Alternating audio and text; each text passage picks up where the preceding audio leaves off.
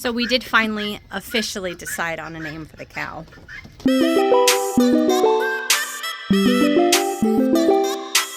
All right, here we are, 1 week into bringing home our new cow.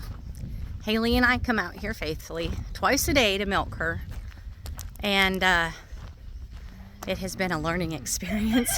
That's what it's been. Oh look, she sees me come. She's a calling. So she is a blessing to the family. We just love her. Her body is built a little differently than any cow we have milked in the past. So we had to learn how to use completely different muscles. Oh, hi. How are you?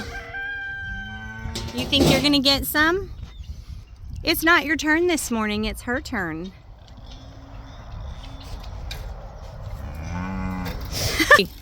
All the cows have arrived. They all want food. Luke in the back, he's their mister. None of these ladies are very ladylike. The day we brought her home, we unloaded her directly into the stanchion and milked her out because traveling for cows is very stressful. And it doesn't do good things for them. So when I picked her up from the dairy, they said she was producing 4 gallons a day.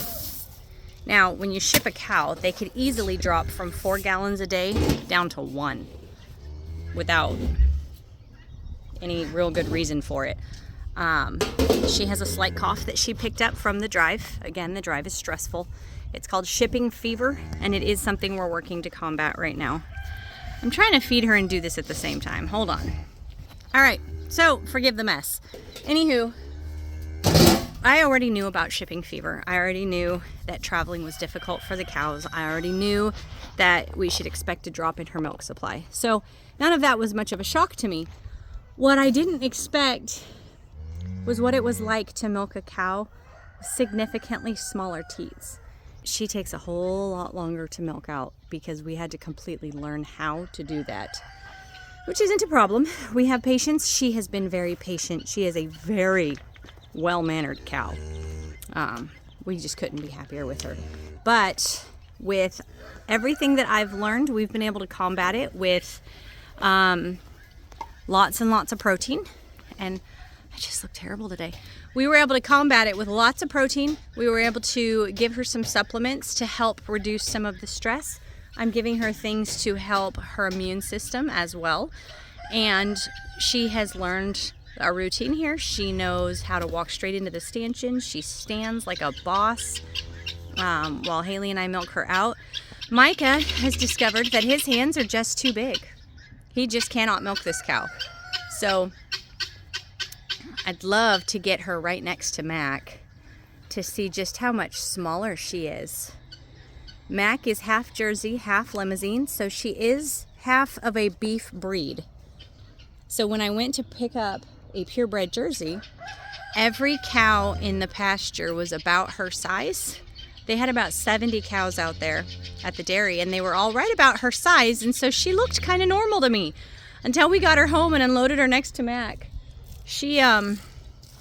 She's tiny, but what I love about that is that her being tiny means that she'll actually eat less too. The bigger the cow, the more energy they need in order to just sustain themselves. So she's little, she'll eat less, but she is still producing 3 gallons of milk a day. That is fantastic for the drive that she had, and we just couldn't be happier with her.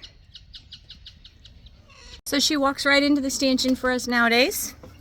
And I can lock her in. She knows exactly what is meant to be.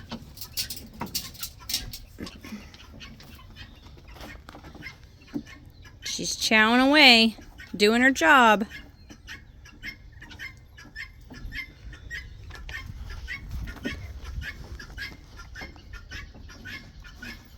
So we did finally officially decide on a name for the cow.